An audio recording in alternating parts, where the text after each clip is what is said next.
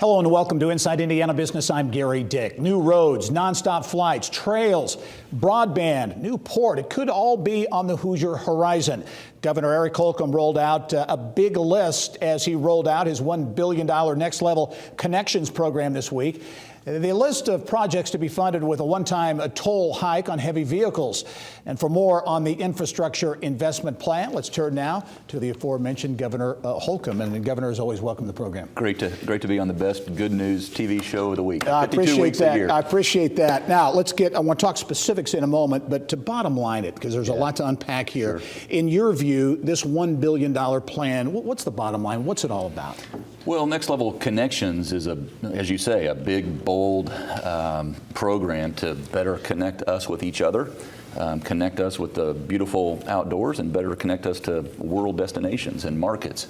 And so, you know, having 6 different modes of transportation involved in one package, whether it's broadband internet going into rural areas that are now underserved or unserved, or trails linking our communities together, or, like as you mentioned, direct flights, accelerating big transformational regional road projects, our potential 4th water port, the rail projects up in northwest Indiana, which is all about helping us attract talent into that quadrant of our state, from Hammond down to Dyer, and then from Gary over to Michigan City. So this is an all-the-above ambitious program. It's all about investing in our Indiana people and places, and that goes right to what you said at the outset, and that is improving our quality of life here in the state of Indiana. Right, let's talk about the biggest chunk of money, $600, targeting a ramp up, an accelerated completion of I-69, ramping that up or improving that by three years. Yeah, $600 million, meaning that we're going to pull that back to 2024 to be completed, not 2027. That also then in turn frees up $600 million down the road. But having that connection between Evansville to Indianapolis is only part of the story. It is really connecting 3 countries, Mexico, the United States, and Canada. And so having all 3 of those markets connected on one route, that's a game changer. Something you mentioned that I think that hasn't been talked about a lot is the fact that by doing that, by accelerating the completion date, you're freeing up some more money. This has become the Indiana way, under budget and ahead of schedule.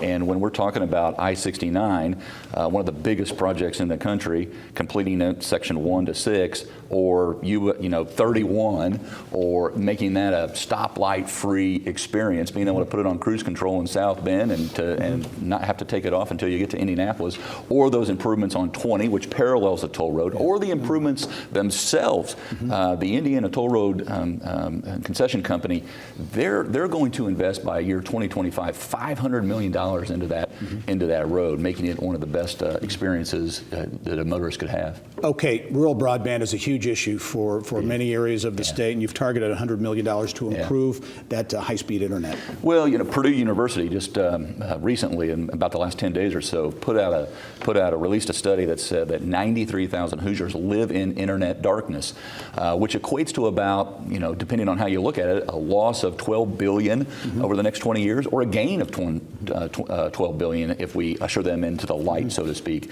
And so we know this is not just about the connection, but it's the connection where it leads to. It's telemedicine, it's better crop management, it's more online education pursuits and possibilities. So we want to make sure that this is about all of Indiana, and all 6 modes of travel and all 92 counties could benefit from the trails or the internet or the roads. Right, I want to touch on a big one too, $90 million for bike and riding trails, connectivity, quality of life, I assume? Absolutely, and you see we've made tremendous progress on this front as well over the last decade. You kind of organically see the dots and the lines emerging community by community all over the state of Indiana. We want to connect those dots. We want to make sure that by year 2020, every Hoosier is within 5 miles of trail access. We know this is a huge factor, quality of life factor, those amenities, and nothing better than hiking or biking or getting out on a horse and riding the trail. Yeah, before we get to the payment issue, $20 million for nonstop flights. We've got the nonstop from Indy to Paris that launched earlier this year. What other markets could we potentially see? The first transatlantic flight is proof positive that this works. It's exceeding our expectations. But we want to make sure that we can connect with more North American, more flights direct to Asia and Europe, et cetera. We want to become the Midwest hub for international flight. All right, you want to fund this by increasing the tolls along the toll road for heavy-duty trucks. Some Democrats, Representative Pat Bauer, among others, say there hasn't been transparency. He calls it a tax increase. Your response? Well, we were well under market on axles 3, 4, and 5 compared to other toll roads around the country. The good news is we're still well under market, that rate for axles 3, 4, and 5. It won't affect passenger cars. And so we want to make sure that first and foremost, that toll road, the Indiana toll road, is the safest, swiftest mode of travel for passenger cars and for truckers, quite frankly.